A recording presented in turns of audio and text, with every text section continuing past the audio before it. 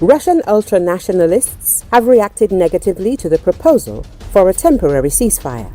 At the same time, propaganda TV channels are trying to portray the Kremlin's reaction to the US and Ukrainian proposal as moderate. Analysts from the Institute for the Study of War analyzed negotiations between the Ukrainian and American delegations in Jeddah, as well as the proposal for a 30-day ceasefire. Recall, in Saudi Arabia, Ukraine and the United States agreed to a 30-day ceasefire if Russia gives its approval. The United States also announced the resumption of military aid and intelligence sharing with Ukraine.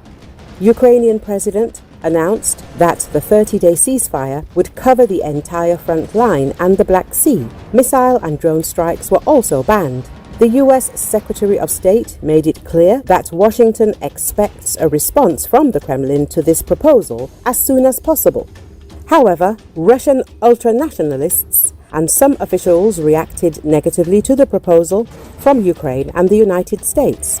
Some Z bloggers who are close to the Kremlin have stated that the US and Ukraine will be the first to violate the ceasefire, and for Russia, the war against Ukraine is existential. State Duma deputy and former commander of the 58th Army of the Russian Federation, Viktor Sobolev, categorically rejected any ceasefire. According to him, this time will give Ukraine the opportunity to recover and rearm.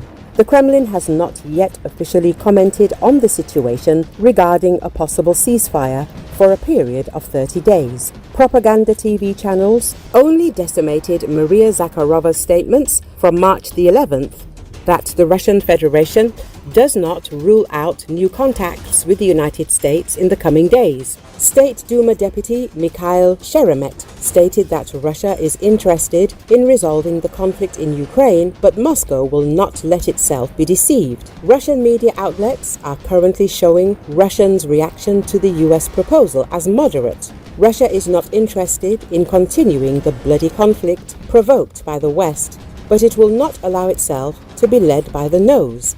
We analyze and realize that the Ukrainian side, a few hours before the start of the discussion of peace initiatives, carried out the largest scale attack using drones on Russian peaceful cities, endangering and depriving our citizens of their lives.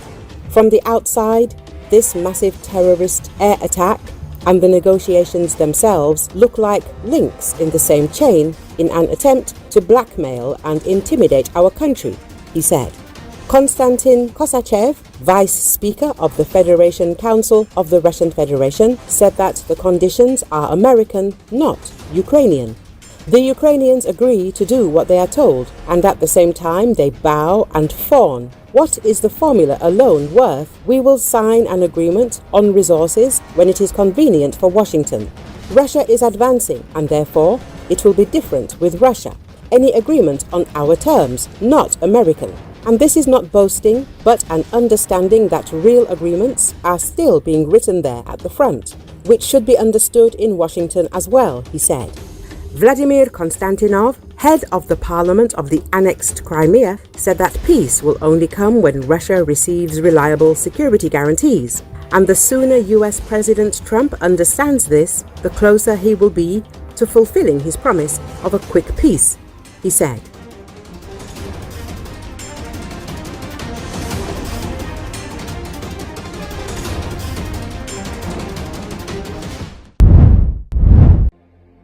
Kyiv residents reacted on Wednesday to the US-Ukraine negotiations on how to end the three-year war with Russia. According to Associated Press, after talks in the Saudi city of Jeddah on Tuesday, President Donald Trump's administration said it would immediately lift its suspension of military aid to Ukraine and its intelligence sharing with Kyiv. That move came more than a week after imposing the measures to push Ukraine's President Volodymyr Zelensky to enter talks to end the war with invading Russian forces. The announcement came at talks between Ukraine and the United States in Saudi Arabia. Ukraine also said it was open to a 30-day ceasefire in the war with Russia, subject to Kremlin agreement. Talking about Tuesday's negotiations in Saudi Arabia, Ukrainian soldier Volodymyr said in Kyiv that the US administration tried to manipulate things and they shouldn't have done that. Another man, Andriy, who moved from Kramatorsk to Kiev for safety, said, "Resuming the military help is very good, because without the intelligence that the US has, it is very difficult for our guys and our defenders to work on the front lines." The outcome of Tuesday's nearly 8-hour talks between the Ukrainian and US officials appeared to ease, for the moment at least, the tension between Trump and Zelensky that erupted during the Oval Office meeting last month.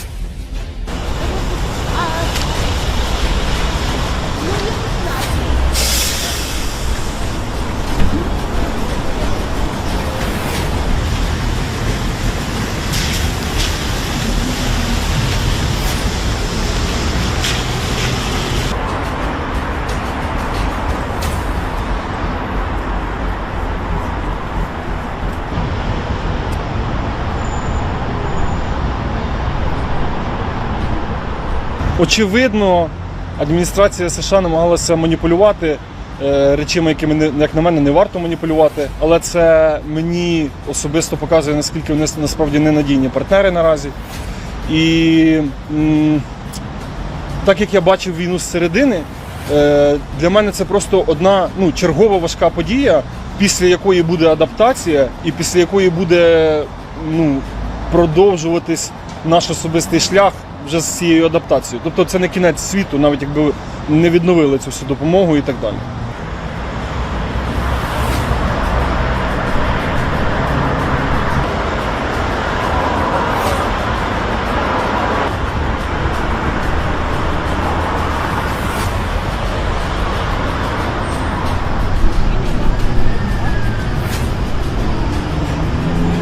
Це, звісно, дуже добре, тому що без розвідданих, ті, які є в Сполучених Штатів Америки, це досить важко нашим хлопцям і нашим захисникам працювати на лінії фронту.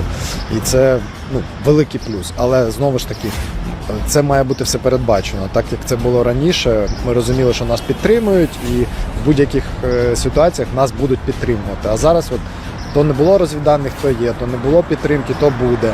То ми маємо вибачитись, то ми молодці. Тобто оце дуже складно і непередбачено. Але хочеться вірити, що американський народ з Україною, не дивлячись там на те, що роблять політики і їх керівники зараз, але я вірю, що американський народ нас підтримує.